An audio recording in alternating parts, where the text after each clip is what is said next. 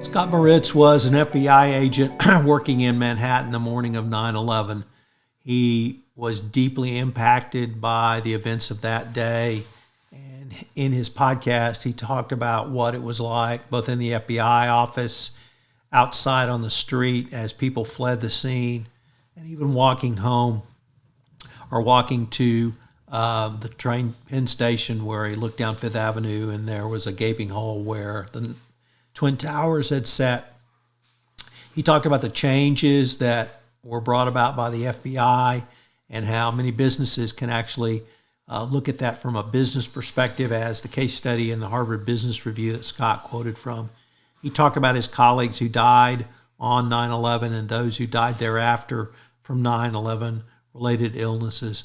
And then he wrapped up by looking back on what his reminiscences are this year as we come up to the 20th anniversary. Obviously, they're very emotional and very poignant.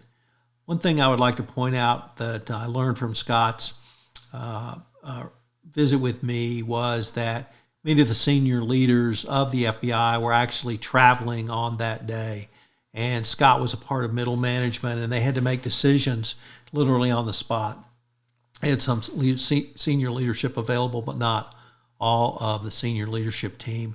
And so that really brings up for me what I would like compliance practitioners to consider is, have you empowered your middle management to make very important decisions if there's a disaster, if there's a tragedy, if your senior leadership is not available to you for whatever reason? And I think that's an important lesson from the Manhattan office of the FBI that we can all take forward as we move into the 2021s and beyond.